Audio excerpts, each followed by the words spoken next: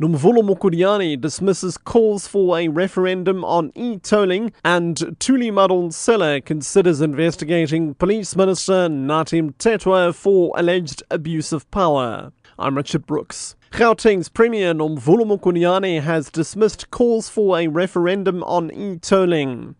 The DA says a referendum will give a clear indication as to whether Gauteng motorists want e-tolls to be phased in.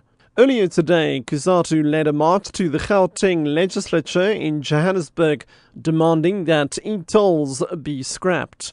Mokodiani says a referendum will be pointless. On the e-toll, I think there's no point of a referendum. When you lead, sometimes you have foresight compared to those you lead. We've borrowed money, we've used people's money. You're now driving on a 5-lane to Tshwane and back from Tshwane. If you don't want to get there, go onto another road. We've got alternatives. Get onto the train, but we must proceed with e-toll. Public Protector Thuli Madonsela is considering investigating Police Minister Nathi Mthethwa for alleged abuse of power. AfriForum's Ernest Ruetz says this has been confirmed in a letter. The letter was sent in reply to a complaint against Mthethwa regarding his handling of a march protesting against farm murders last December.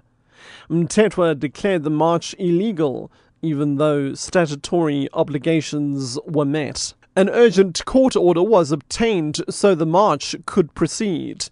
Ruetz says the minister paid no attention to the court order and no police officers were dispatched to the Pretoria CBD to ensure the safety of protesters.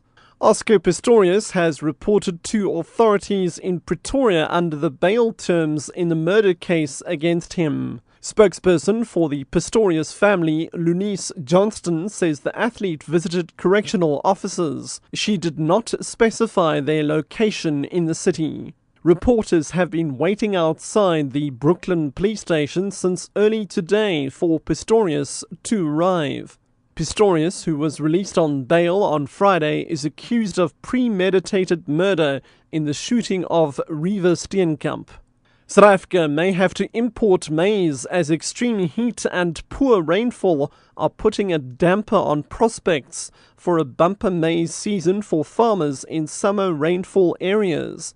Grain SA CEO Jannie de Villiers says dry and hot conditions, especially in the northwest and central parts of the country, will probably lead to a bad crop. He says good rain is urgently needed to produce a surplus. We're waiting for the official crop estimate to come out tomorrow afternoon, and that will be the first production estimate. The previous estimates were all just indicating the hectares planted. It's going to be tough to come up with a number. I'm not so sure whether we're going to see the surplus that we have expected at the beginning of the season.